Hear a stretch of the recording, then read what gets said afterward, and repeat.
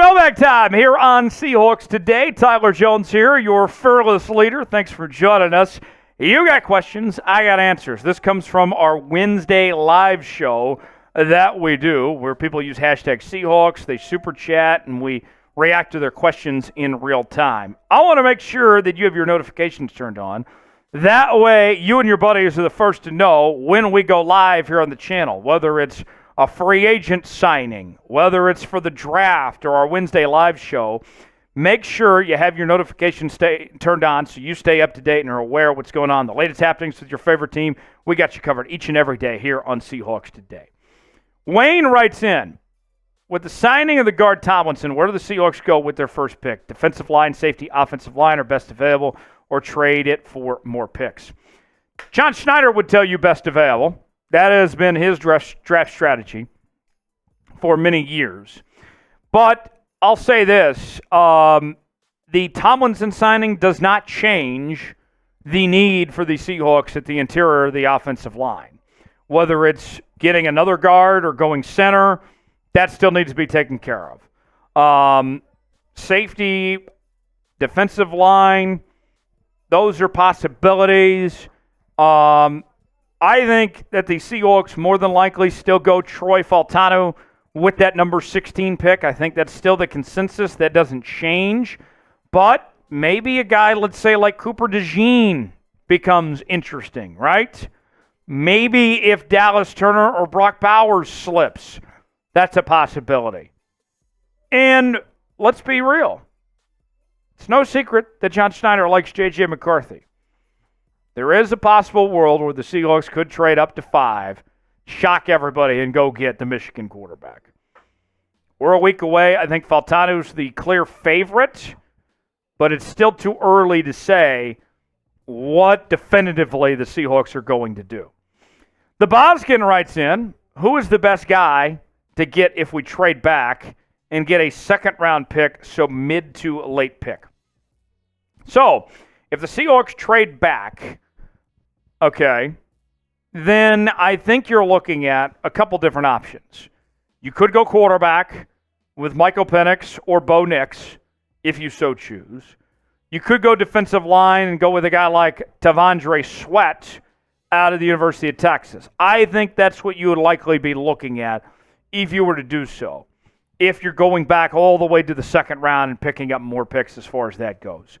If you trade back just a little bit, let's say you go 16 to 20, Troy Fautanu still might be there potentially for Seattle. So there's still a lot of moving parts and pieces, but I think that's the situation you're looking at if the Seahawks do trade back.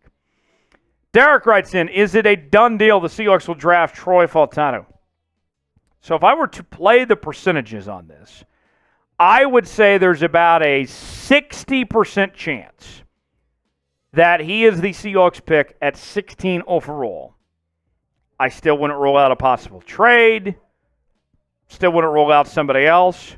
Maybe there's a world where somebody we aren't talking about shocks everybody and takes Fautanu before the Seahawks do it at 16. Nothing is over till the fat lady sings till the pin hits the dotted line. But he's the overwhelming favorite, about 60% chance, but it's not a done deal yet. Is Troy Fautanu the right pick for Seattle at 16? That's our pin comment today. Let us know what you think. Y for yes, in for no. Is it the right pick or not? Weigh in the comment section to let us know what you think. Today's show is sponsored by Prize Picks. Prize Picks, the place to go for daily fantasy made easy. Here's how it works. Choose 2 or more players on any given category. Get the choice of more or less, whether it's rebounds in basketball, goals in hockey, maybe it's home runs in baseball, all sorts of different categories to choose from. And on top of that, folks, we are looking ahead to the start of the NFL season as well. Got DK Metcalf to have more than 1,025.5 receiving yards. Lamar Jackson to have more than 3,600.5 passing yards. If both those hit, we're turning $20 into $60 on Prize Picks. Play along with me. PrizePicks.com/CLNS. Promo code CLNS for a $100 deposit match on your first entry. The link is in the comments and description of today's video. Prize Picks, proud partner of Seahawks Today. Glad to have him on board here on today's show. Brock writes in, what are the chances the Seahawks end up drafting a quarterback? So right now, I would say it's unlikely that the Seahawks draft a quarterback. With having Geno Smith and Sam Howell on the roster, I feel like they've kind of kicked the can down the road when it comes to addressing the quarterback position. It is something they will need to address at some point, as right now they do not have their long-term quarterback of the future. That's a fact. Don't try to tell me that Sam Howell is. Don't even try with me, okay? Let's make that clear. So, you kind of are buying time right now.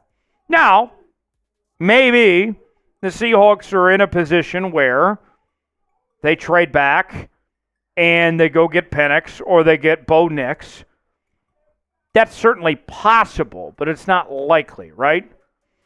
And we know that they like J.J. McCarthy, but there's other teams that probably like J.J. a little bit more that'd be more interested in trading up.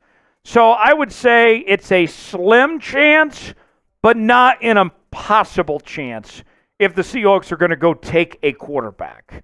I'll say this, one player to watch that I like as far as late-round quarterbacks. The only guy I like potentially late round, when we talk like third round and beyond, I really like Michael Pratt out of Tulane.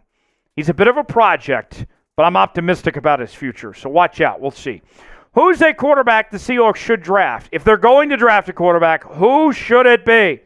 Weigh in the comments section. Give me a name that comes to mind that you would like to see the Seahawks draft in the 2024 NFL Draft next week. Richard writes, how long before we go to the Super Bowl with our new head coach? So here's the timeline I'm looking at here. All right? I think that the way that this team has been handed to Mike Macdonald, it was simply this, right? It was, hey, we didn't meet expectations last year. We had this roster that won 9 games. They underachieved. Pete Carroll's gone because we underachieved, because we didn't do what we were supposed to do. You bring in Mike Macdonald not to rebuild this team, but to take that next step. I think it is a 2-year project for Mike Macdonald to seriously put this team into being a contender, okay? Next year, the expectation should be to be a playoff team. Then the year after that, it should be, let's compete for the division, let's compete for the NFC, let's see if we can go to the Super Bowl. So to me, I'm looking at 2 years. 2 years to find out if this is a true contending team. Go to the playoffs next year. Let's see where they're at the year after. It's a 2-year project ahead for Mike Macdonald. Hamiel writes in, why do people think Brock Bowers is the best in this class? Have you watched college football the last 3 years? He's the best talent I've seen in the tight end position in years, maybe ever. Have you watched Georgia football? Have you seen what he's done to SEC defenses and all the opponents he's faced? The guy can catch. He can run. He can get open. He does it all in the red zone. Did I mention he's a good blocker too? There's not a weakness to his game.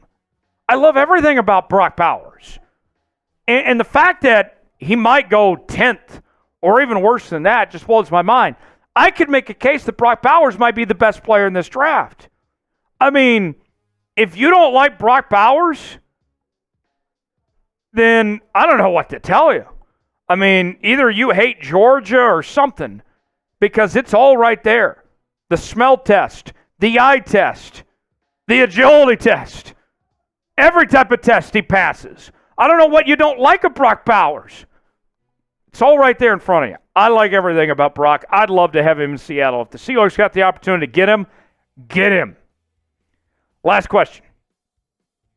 Do you think the Seahawks trade back to 32 with the Chiefs and get a second-round pick on top of that and use that 32nd pick on Jackson Powers Johnson? I wouldn't rule it out. I don't think it's impossible. I wouldn't hate it. Depends on what kind of capital they could get in a potential deal. But as I've previously stated before, some of y'all out there saying, why would you use a first-round pick on a center? What are we doing wasting our time with a first-round pick on the center? Chiefs used a second-round pick on Creed Humphrey, and they feel pretty good about it. Looking back, they would have gladly used a first-round pick on Creed Humphrey. The Baltimore Ravens used a first-round pick on Tyler Linderbaum. They're feeling pretty good about that as well. If you find the right guy, they can be a center in the first round. That's okay. If you feel like Powers is the right guy, you can take him in the first round if you so choose. I don't hate it at all. Thanks for joining us here on Seahawks Today. Subscribe now for continuing draft coverage. We're going to be live on draft night. We'll see you then. Subscribe now.